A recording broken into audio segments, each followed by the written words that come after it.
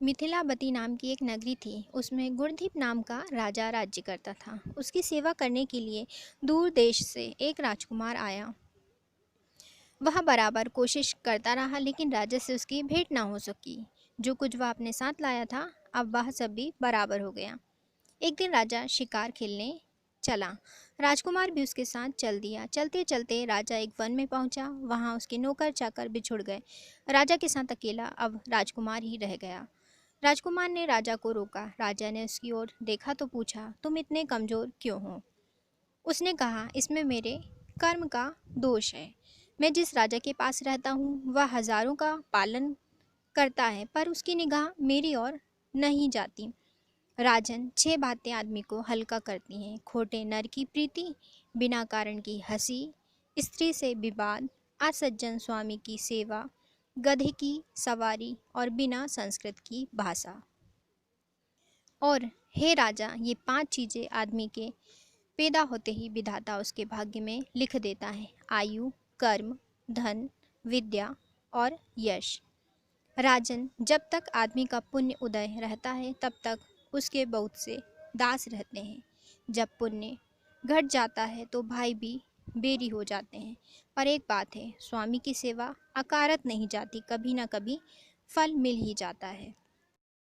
यह सब सुन राजा के मन पर उसका बड़ा अच्छा असर हुआ।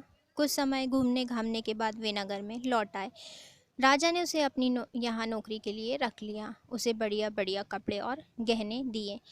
एक दिन राजकुमार किसी काम से कहीं गया। रास्ते में उसे देवी का मंदिर मिला। उसने अंदर जाकर देवी की पूजा की। जब वह बाहर निकला तो देखता है कि उसके पीछे एक सुंदर स्त्री चली आ रही है। राजकुमार उसे देखते ही उसकी ओर आकर्षित हो गया। स्त्री ने कहा, पहले तुम कुंड में स्नान कर आओ, फिर जो कहोगे सो मैं करूँगी।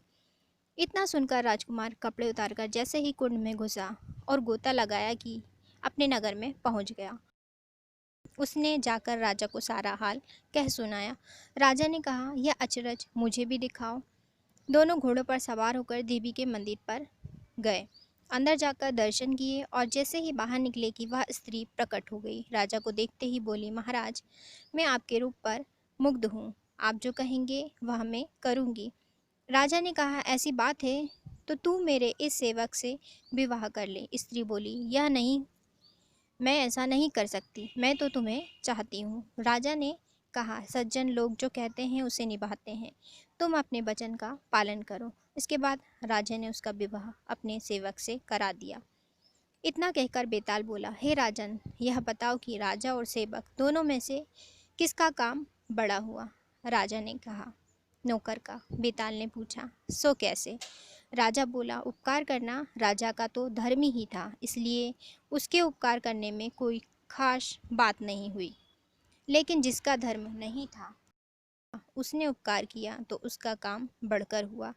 इतना सुनकर बेताल फिर पेड़ पर जा लटका और राजा जब उसे पुनः लेकर चला तो उसने 8वीं कहानी सुनाई।